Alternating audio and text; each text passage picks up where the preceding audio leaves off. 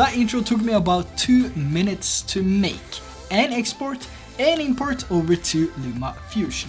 It was completely free, and if you want to make intros like that, click the link down in the description below to check out the video about making free YouTube intros.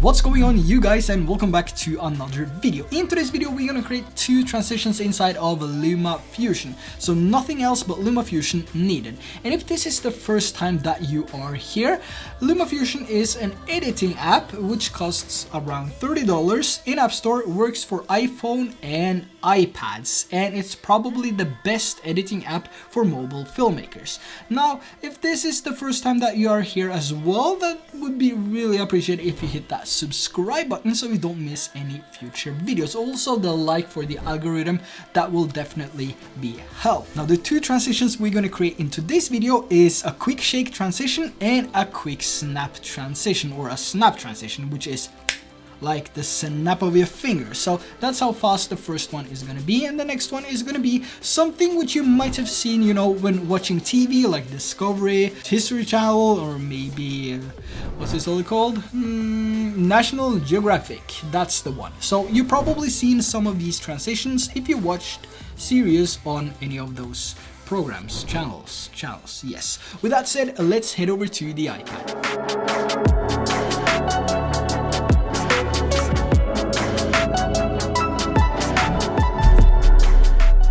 Moving over to LumaFusion, I've already prepared a timeline with 3 clips. Now we're going to use these 3 clips to create 2 transitions. Both of the transitions are made in somewhat the same way, but one is going faster than the other one, and the other one has a little bit more of easy ease keyframing to it than the first one. Now the first one we're going to make is a quick snap transition. So to make this, we only need to make a cut to one of the clips, because we're going to create the transition within one clip only, just like we've done previously. So the first transition is only going to be 6 frames. So once we made the cut of 6 frames, we can go into edit of the clip.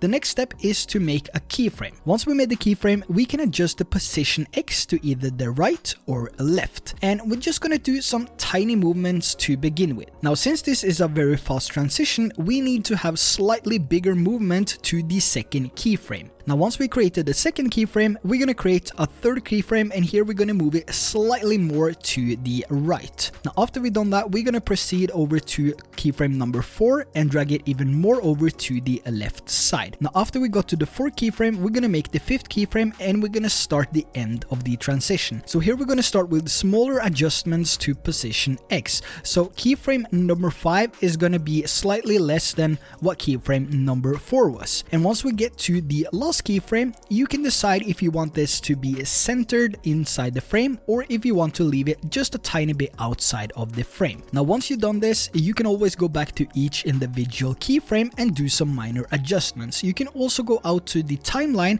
then play through or scrub through to see how the transition is and if it looks good. Now, once we're done with the first part of the animation, we're going to go out to our timeline and we're going to make a duplicate of this layer. The duplicated layer will contain all the keyframes that we just made. The next step is to go into edit on this duplicated layer, and we're going to go over to frame and fit and tap on the flip button, which is here. That will flip the image the other way around, and we can now create that mirror effect. So we're going to use this layer with the flipped image to cover up all the black spots of the frame. And to do that, we go keyframe by keyframe, starting from the first one, and then we adjust the position so it matches up with the other image and so it covers all the black spots. Now, you can also follow along to see the example of how I cover up the black spots in this transition.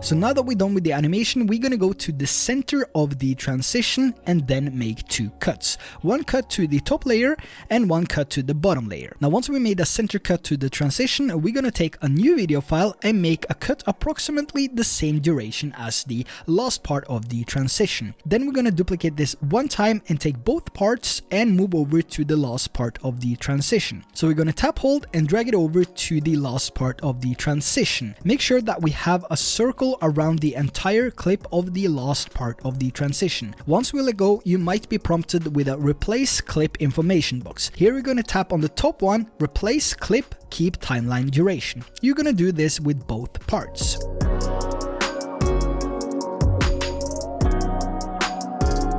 Now once we let go, we can see that the image is slightly misplaced, and there's a simple reason to that. That's because this video file doesn't have the exact same aspect as the previous one. So this video file does not have the 16:9 aspect. There's a simple fix to this, but this is also something that you might consider when creating your own transition. So to fix this is simply to go into one of the layers, over to frame and fit, and adjust the position of the position X. Now once we've done that, we are done with the base of the transition. The next step is to add some motion blur if you want to do that, or you can add a simple transition flash. So keep in mind, for this type of transition containing 6 frames, splitting that in 2 leaves us with 4 layers, which is 3 frames long. Now the shortest transition duration you can have is 4 frames, or 0.04 seconds. So if we try to add a transition to the clips between the 2 parts of the transition, you will get a message saying that you cannot apply this duration. So keep that in mind when you make the transition as well. Now, if you want the transition to contain a flash, you will have to make this from keyframes using a color preset in LumaFusion by adjusting the brightness.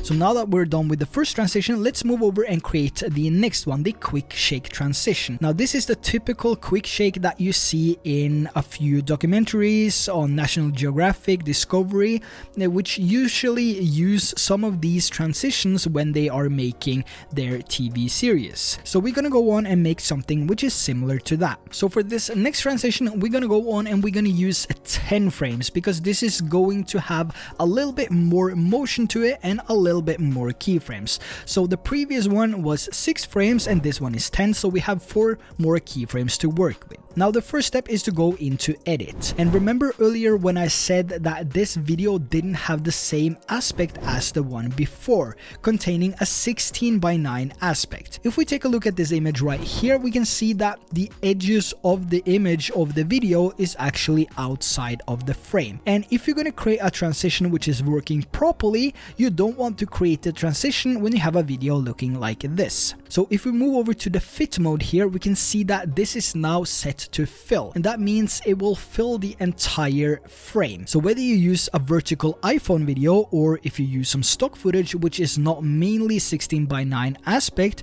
you will have to change this over to fit, because if you have it at fill and you use different videos with different aspects, you will have some issues when you are creating your transitions, or maybe not when you are creating your transition, but when you are starting to import new videos to the transition. So let's say you save this as a preset for later to use in future projects, then you will have some issues once you import the footage over to this transition, and you will have to readjust the keyframes every time you want to use the transition. So a pro tip here is to change the fit mode to fit. Now this can also be done via settings for all future projects or for the entire project that you are working on. Now once we move this over to fit, you can see that the image is now completely within the previous screen, so there's nothing going outside of the previous screen, which will make this optimal for future transitions. Now keep in mind that there might be some black bars on top and bottom as you do this, depending on the aspect of your video, but you can always cover these with your own custom cinematic bars if you want to use cinematic bars and create that cinematic vibe to your video. After we corrected the fit mode, we're gonna go over to size and positioning and go to the beginning of the clip. Here we're gonna make our first keyframe.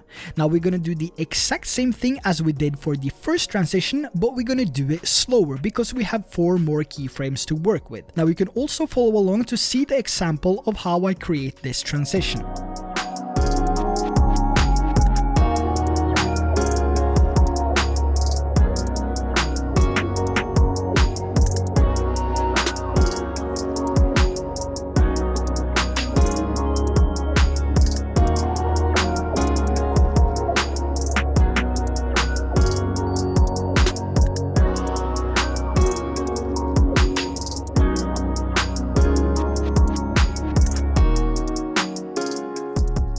Now once we're done with the first part of the transition, we can move out to the timeline and take a look at what we just created.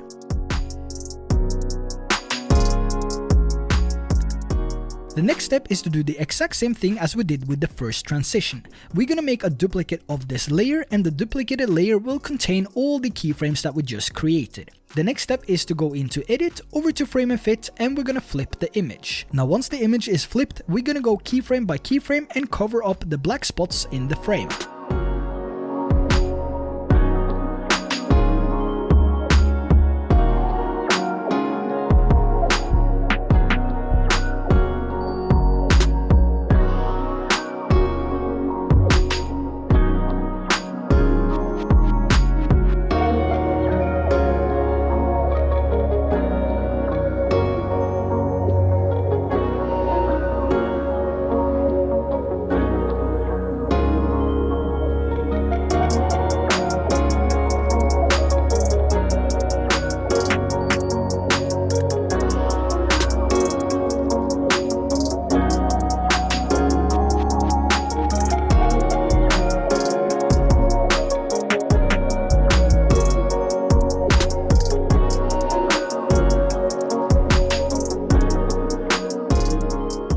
And after covering up all the black spots in the frame, we're gonna go out to our timeline and we're gonna split this in two as well, just like we did with the first transition. Now you can also split this exactly where you want, so it doesn't have to be in the middle. You can play around with that and practice on making a transition like this yourself, but the best option is always to split it in the middle, because that's where the transition is gonna happen. Now after splitting the transition into 4 parts, we're gonna do the same as we did with the first one.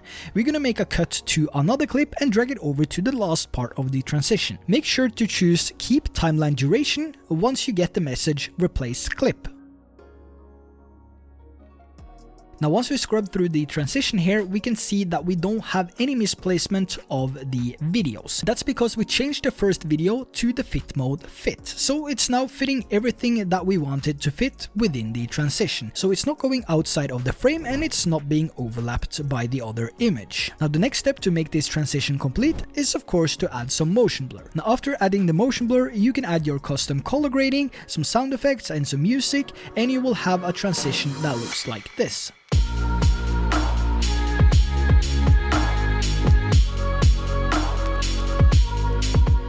So there we have another easy transition to make in LumaFusion. Now I really hope that you enjoyed this video, and if this was the first time that you were taking a look at the videos that I create here on this channel, it would be highly appreciated if you hit that subscribe button down below so you never miss out on any future videos, and the like button for the algorithm as well. That would definitely help out my channel and help me make future videos. So with that said, thanks for watching and I will see you in the next video.